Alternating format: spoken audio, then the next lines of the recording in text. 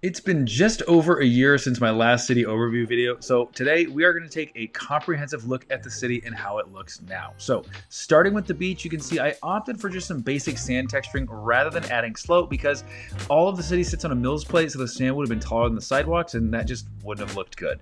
Now I also used dark tan wedge plates to mimic wet sand, and then you can see dotting the beach are colorful umbrellas that remind me of the beaches in my hometown. So let's take a look at the two structures on the beach. You can see I tried to create some asymmetry between the two. So starting with our first one, you can see this is where I use this new technique for bougainvillea. We've also got a little archway, colorful awning, as well as the towels and the ordering kiosk. But I really like how this open air seating area turned out with the trellis, and then the 3x3 round tiles look really great as little tables, and overall this just creates a really nice transition from the building to the open seating area. Now panning to the other side, you can see this has some overgrown ivy and it's got a really nice, just dense kind of lived in overgrown feel. I also have these palm trees that are illuminated with spotlights at the bottom, and we will take a look at what the city looks like at night later. But now we're getting to one of my favorite view corridors in the city, and really it's just because it's so dense with vegetation and color. I really love it. The front of this building follows the other same sides with the exterior light, the texturing, as well as more bougainvillea, and of course some plants. Now following the concrete path, this takes us to the central area of the beach, complete with an internally illuminated fountain, as well as this white planter featuring the white squirrel pieces from the Rivendell set. Looking at the other building, we have a medium nougat patio with these retro red, white, and green umbrellas that remind me of the Italian flag. And here's my gelato stand. You can see the ordering kiosk with the ice cream cones, as well as the blade sign with the custom sticker. Thank you again to my wife. Another favorite detail I added was the clamshell for the awning, and I also really like the contrast of the medium azure windows against the white facade.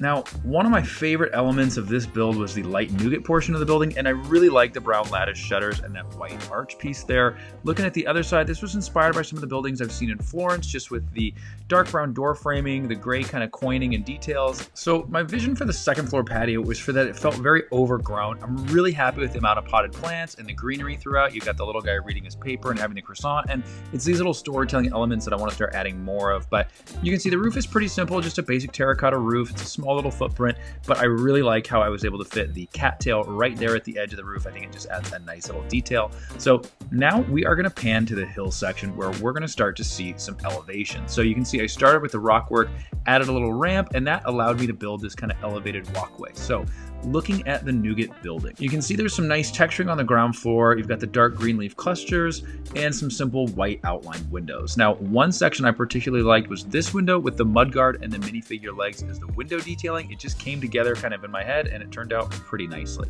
Focusing on the front, we have a custom sign, but for me, the part usage highlight of this build is definitely the forks. I am so happy with how they fit perfectly into the grooves of the curved tiles.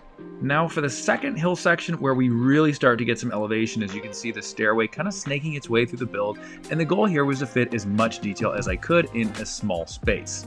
So most notably, you can see we have a sand red building where I've included some fun details like the cattails at the bottom, the outdoor light, the Juliet balcony, the dark green shutters, and a handful of other small white details like these leaves.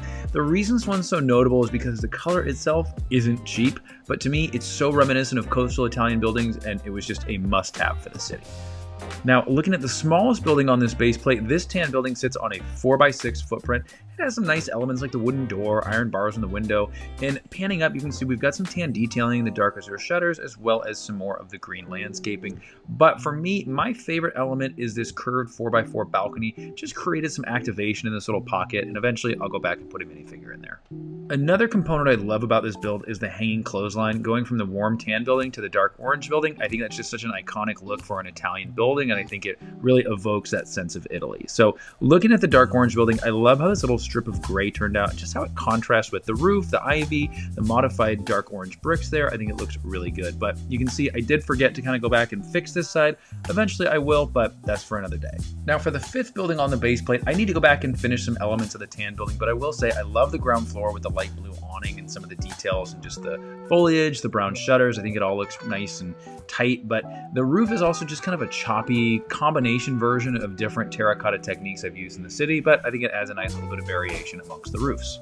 So now for the Tuscan Building, and this is my tallest building, and this is also the one that really kicked off this idea of building an Italian Lego city, and I took very much a no excuses approach on the detailing, and by that I mean you can see every little element from the teeth to the awning to the slopes to the coining to the archway to the sand green elements running throughout. Everything was as detailed as I possibly could make it.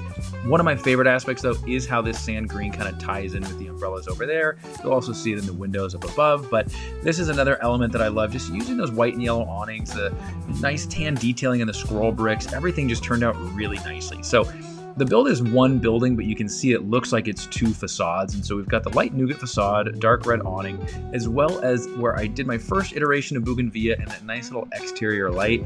This is just such a special build for me because this was kind of the first one that really had that Italian feel. So I love this patio. I love using those little lattice pieces for the fence up above it. I will say the cloth awning is nice, but I don't like that awkward gap in there. I've kind of actually thought about going back and gluing it, but we'll see. One element that always gets missed though is I stacked all those one by one plates with the clips in here, and it just added a nice little bit of depth and dimension.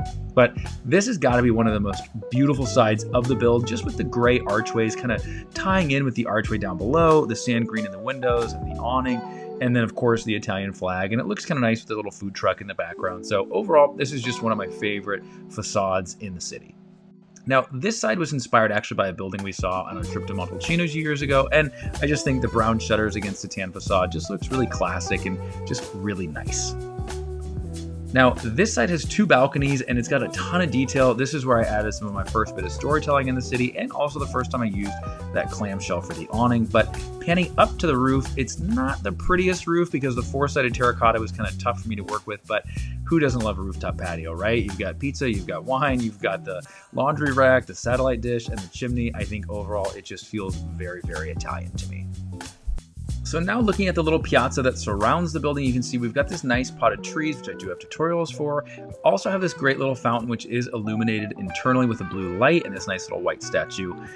Looking at this area though, you can see this is kind of the only remnants of my old layout where I used to have that red bike path that ran around the entire city. I'll probably remove it at some point because right now it feels sort of out of place, but I kind of like it as kind of a reminder. But what I love though are these bollards and how they're internally illuminated. We'll look at that again here in a minute, but this is a recent kind of development. Back in about January, February, I created this nice little pedestrian area. I took the gift with purchase food truck, modified it, illuminated it, and now you've got this nice little bit of activation right there, and I'm really pleased with how it turned out.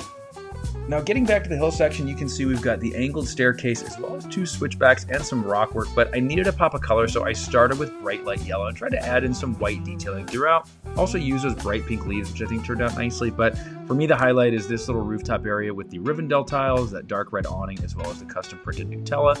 Now this building, it's tough to film because it's so small in there, but you can see we've got some nice details with the Thor hammer and that little white balcony. Again, it's really tight and compact in there, but I think it turned out pretty nice. As I mentioned though, the switchbacks and the stairs were really important just because I wanted to get more elevation. And you can see this little building here, I call it my Sesame Street building just because it's really simple and the colors kind of remind me of Sesame Street for some reason. So this is my grand staircase, and it's a really noticeable architectural element in the city just because of its size. I will say one of the best parts of it though was where I was able to get the perfect angle of the hand railing using that angled bar. I'm just so pleased with how it turned out, and you've got the little whips at the end for detailing. So now let's take a look at the Pizzeria mock. So this build is chock full of details, and if you guys want to see any of these mocks and kind of closer, more detailed views, I do have mock overviews for all of these builds here. But one of my favorite elements was when I used these roller coaster pieces and the black whips for a wrought iron balcony. You can see again I used the roller coaster pieces up top, but my favorite was when I took the lantern, turned it upside down, and put in that dark orange 1x1 round brick and used it as a potted plant. Now let's look at the other side of the staircase. You can see we've got some ivy, and I knew it just couldn't be a big gray blank side, so I got this little sand green statuette, and it was just a nice little detail to add. Next, I added this fountain. Eventually, I'd like to go back and make it a little bit bigger, expand it, and actually add lights to it, but that's for another day. Now, this next mock was not inspired by Diagon Alley, but when I posted it, everybody said it reminded them of Diagon Alley, and I totally see where they're coming from, especially when you look at the brown broom pieces, but I really like how it turned out. I love that little tunnel. I love the tan detailing in the archway, and I'm just really happy with that and that exterior light. But the top half, I built this when I was watching season 2 of The White Lotus, which is set in Sicily, and if you know Sicily, they're known for their oranges, so that's why I put these little orange flowers. It is a little callback to that. But I love this build. It probably needs another floor to feel complete. I love those stairs that run parallel to the other stairs, as well as how the potted plants kind of track upside the building. I really, really like it. I will say the large oversized coining, I like. Not everybody liked it, and I can see where they're kind of coming from. It does feel a little oversized, but I really like these shades of blue as well with that bright light blue awning and the sand blue shutters. Now, panning to this side, you can see it's a four-sided building and these three sides all kind of look the same, but I added a little bit of detail here with the ivy as well as that tan and white awning. So now let's take a look at the first section that I built with some real elevation going against the buildings. The goal for me on this build was that the landscaping would be the main feature and really run up the side of the building, and you can see the pink flowers kind of going throughout. So this side of the building was actually inspired by my dad's house, which is kind of the little rock retaining wall and the potted plants and the ivy growing all over. It just really reminds me of home. You can see here I added these green shutters and I offset them so it felt like one was kind of closed over the window just to add some variation, and we've got some more details on that side. Again, this roof is really, really ugly, and that's why I used the landscaping to cover up the seam, but for me, the highlight is this little pergola on top. You'll also notice that little guy with the candle. The candle is actually illuminated. So again, we'll take a look at the city at night here in just a moment. But this is probably my least favorite MOC in the city. It just doesn't feel cohesive.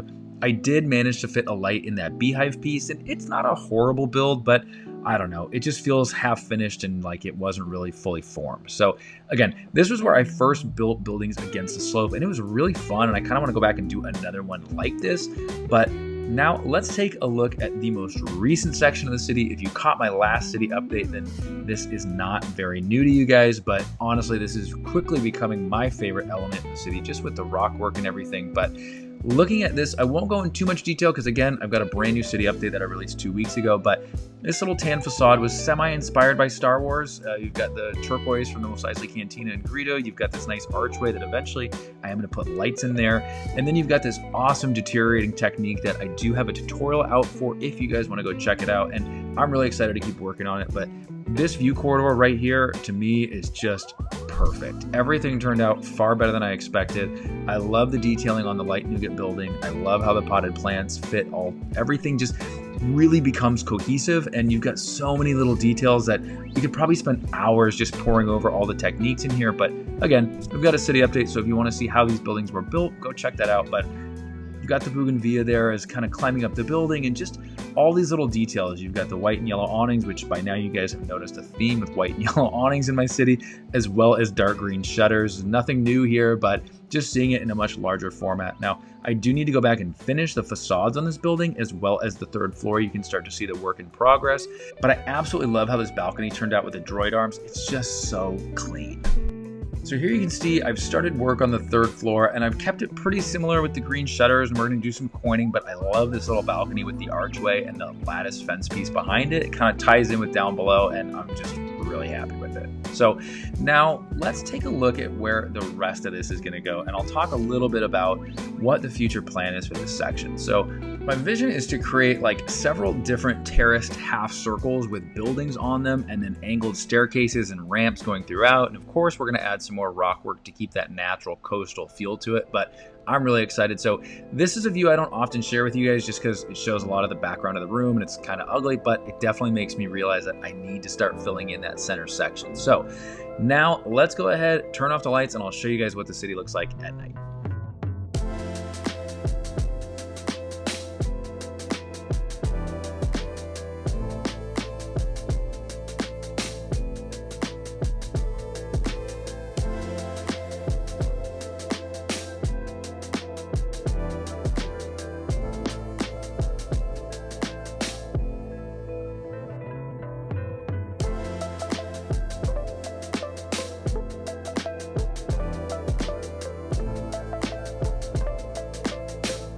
Well guys, if you made it this far in the video, I just want to say a major thank you. I really appreciate all the support. For those who watch all the videos, leave likes and comments. It means the absolute world to me. It's been such a joy over the last 12 months to be able to work on the city and share it with you guys, get your feedback and input.